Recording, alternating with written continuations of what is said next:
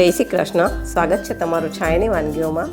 આજે હું તમારા માટે લઈને આવી છું એકદમ ટ્રેડિશનલ રીતે કાઠિયાવાડી ખાટા ઢોકળાની રેસીપી, જે ગુજરાતી ઘરોમાં અવારનવાર બને જ છે, અને સાથે છે લસણની સ્પેશિયલ ચટણી. તો ચાલો બનાવીએ. તેને માટે મેં એક મોટા વાસણની અંદર 3 કપ ઢોકળાનું પ્રીમિક્સ લીધું છે. આ પ્રીમિક્સ હું ઘરે બનાવીને તૈયાર જ રાખું છું, એટલે જ્યારે આપણે જરૂર પડે ત્યારે એમાંથી લઈને જરૂર પ્રમાણે પલાળી દેવાનું.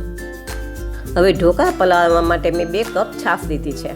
તમારે જો છાશની જગ્યાએ દહીં લેવું હોય તો 1 કપ દહીં અને બાકીનું જરૂર પ્રમાણે પાણી લઈ અને પલાળી દેવાનું. હવે આપણે આ બધી સામગ્રીને સરખી રીતે મિક્સ કરી દઈશું. હવે ઢોકળાના પ્રીમિક્સ માટે મેં 3 કપ ચોખા, 1 કપ ચણાની દાળ અને અડધો કપ અડદની દાળ લીધી હતી.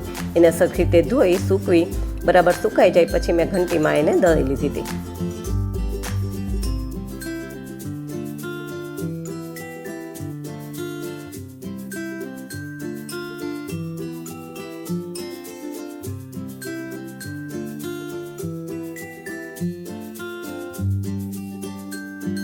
મને આમાં બેટર થોડું કઠણ લાગતું હતું, એટલે ફરી મેં અડધો કપ જેવી છાશ લીધી છે.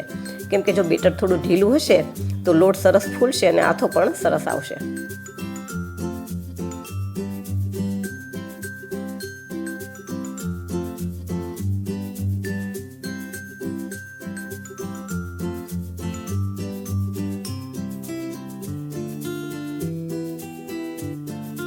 હવે આપણે એને ઢાંકીને 6-7 કલાક જેવું પલાળવા દેવાનું છે. તો આપણે એને ત્યાં સુધી સાઈડમાં રહેવા દઈએ. હવે 7 કલાક પછી આપણે બેટરને પછી જોઈશું. પહેલાં આપણે લસણની ચટણી બનાવી લઈએ.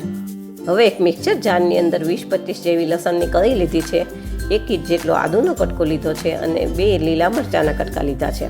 હવે આને આપણે ક્રશ કરી લેવાના છે. હવે લસણ, આદુ અને લીલા મરચાં બરાબર ક્રશ થઈ જાય પછી એની અંદર 3-4 ચમચી જેટલું લાલ મરચું નાખવાનું છે, અને એ પણ બરાબર ક્રશ થાય એટલા માટે એની અંદર થોડું પાણી નાખી અને એને ક્રશ કરી લેવાનું છે.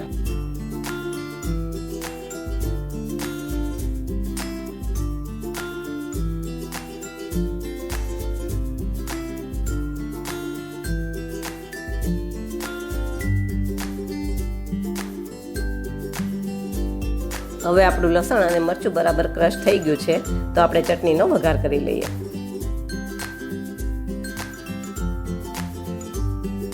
હવે ચટણી બનાવવા માટે એક પેનની અંદર મેં 3 પાવા સિંગ તેલ લીધું છે. ઢોકળામાં અને ચટણીમાં સિંગ તેલનો સ્વાદ બહુ સરસ આવે છે. હવે તેલ ગરમ થાય પછી એમાં 1 ચમચી જીરું નાખી અને જીરુંને ફૂટવા દઈશું. હવે જીરું બરાબર ફૂટી જાય પછી એમાં થોડી હિંગ નાખશું, અને આપણે જે આદુ, મરચાં, લસણ અને લાલ મરચાંની પેસ્ટ બનાવીને રાખી હતી એ બધી આમાં નાખી દઈશું. મિક્સર જારની અંદર પણ થોડું પાણી નાખી અને આમાં નાખી દઈશું, જેથી કરીને આપણા મસાલા બળે નહીં. અને એની અંદર 1 ચમચી મીઠું નાખી દઈશું. હવે તેલની સાથે આપણે આ પેસ્ટને બરાબર મિક્સ કરી દઈશું અને ચડવા દઈશું, જેથી કરીને આપણને લસણનો કાચો સ્વાદ ન આવે.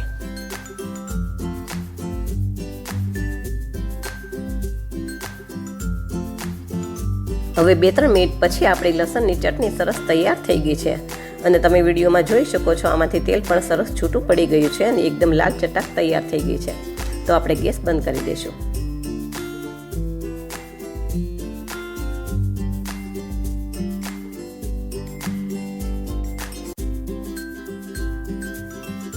હવે આપણે ઢોકળા બનાવીએ એ પહેલાં થોડી તૈયારી કરવાની છે. તો એક થાળીની અંદર થોડું તેલ નાખી અને તેલને ચારે બાજુ થાળીમાં ફેલાવી દઈશું, જેથી કરીને આપણા ઢોકળા સરસ ઉથલી જાય.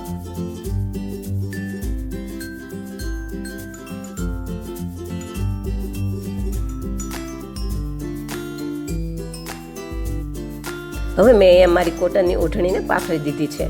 એની ઉપર આપણે ઊંધો ત્રાસ મૂકી દઈશું અને ઓઢણીના સામસામા છેડા લઈ અને ગાંઠ મારી દઈશું. આ ઓઢણી રાખવાથી શું થશે કે ઢાંકણાની ઉપર વરાળ થાય છે એ વરાળ આ ઓઢણી શોષી લેશે, એટલે કે જે ઢોકળાની ઉપર ઘણીવાર પાણી પડતું હોય છે એ પાણી નહીં પડે.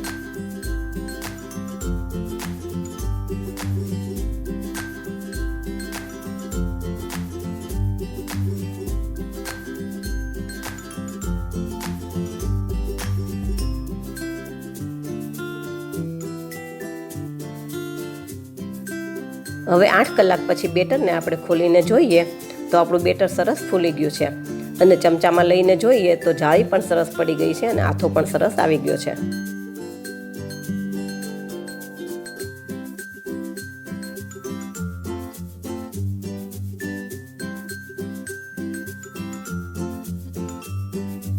હવે આપણે ઢોકળાના બેટરમાં મસાલા કરી લેશું. તો 1 ચમચી ઉપર મીઠું, 5 ચમચી હિંગ, 5 ચમચી હળદર, 1.5 ચમચી આદુ મરચાં લસણની પેસ્ટ અને 1 પાવડું તેલ નાખી દઈશું.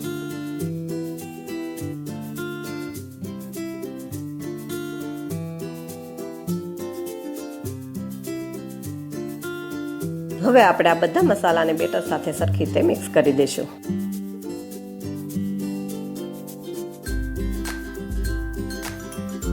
જો તમને મારી વાનગીઓ પસંદ આવે તો મારા વિડીયોને લાઈક કરજો, શેર કરજો અને મારી ચેનલને સબસ્ક્રાઈબ કરજો.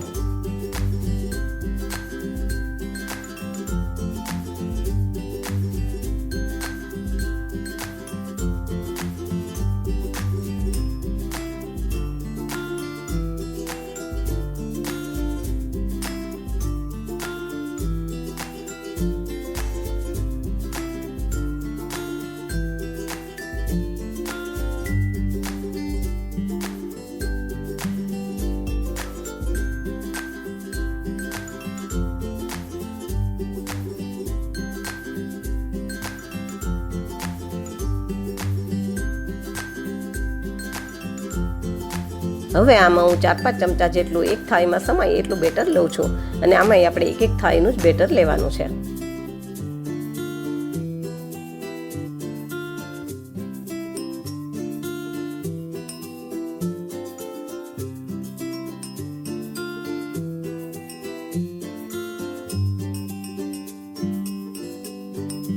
હવે બેટરની અંદર હું થોડી ખાંડ નાખી અને મિક્સ કરી દઈશ.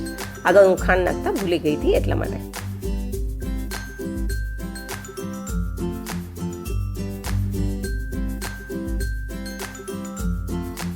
હવે આપણે 1 ચમચી અડદની દાળ નાખવાની છે અને 5 ચમચી ખાવાનો સોડા નાખશું. અડદની દાળ જ્યારે આપણે ઢોકળા બનાવીએ ત્યારે જ નાખવાની છે. એ ઢોકળામાં ચાવવામાં આવશે ને તો ઢોકળાનો સ્વાદ સરસ આવશે એટલા માટે. તમે જો આવી રીતે દાળ નાખી અને ઢોકળા ન બનાવતા હોય તો એકવાર તમે નાખી અને બનાવી જોજો અને પછી મને કમેન્ટમાં કહેજો કે તમને ઢોકળા કેવા લાગ્યા.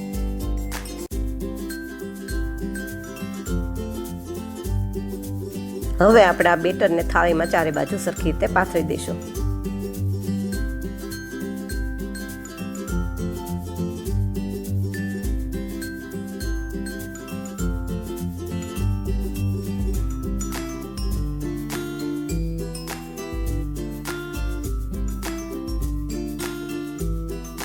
પછી એની ઉપર ચારે બાજુ લાલ મરચું ભભરાવી દઈશું.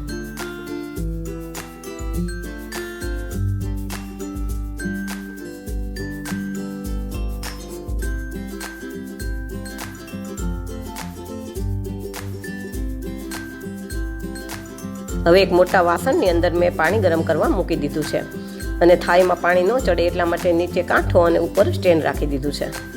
પછી આપણે થાળીને અંદર મૂકી અને ઢાંકી દઈશું અને 12 મિનિટ માટે સ્ટીમ થવા દઈશું. હવે 12 મિનિટ પછી આપણે ઢોકળાને ચેક કરી લઈએ. તો ચેક કરવા માટે આપણે ટૂથપીક કે છરી લેવાની. છરીની અંદર નાખી અને છરી આપણે ક્લીન નીકળે છે તો આપણા ઢોકળા સરસ સ્ટીમ થઈ ગયા છે. હવે ગેસ બંધ કરી દઈશું. હવે ઢોકળા ચડી જાય પછી આપણે એને બહાર કાઢી લેવાના અને ગરમ હોય ત્યારે જ એની ઉપર સિંગ તેલ નાખી દેવાનું અને ચારે બાજુ ફેલાવી દેવાનું, જેથી કરીને આપણા ઢોકળા ડ્રાય ન થઈ જાય.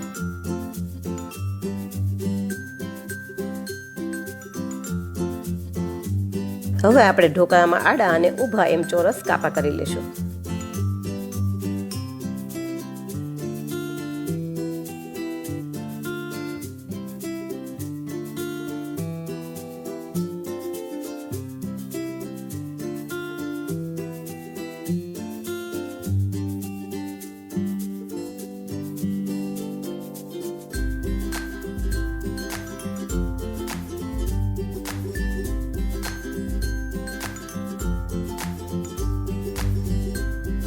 હવે તમે જુઓ, તમને ઢોકળા કાઢીને બતાવું તો આપણા ઢોકળા એકદમ સોફ્ટ અને જાળીદાર બન્યા છે. તો હવે આપણે ઢોકળાને સર્વ કરી દઈએ. આ ઢોકળાને મેં સિંગ તેલ અને લસણની ચટણી સાથે સર્વ કર્યા છે. બંને સાથે ઢોકળા બહુ જ સરસ લાગે છે, તો તમે પણ એકવાર ચોક્કસ ટ્રાય કરજો. તો તૈયાર છે આપણા કાઠિયાવાડી ખાટા ઢોકળા. આવી જ નવી વાનગી સાથે ફરી મળશું. Thank you.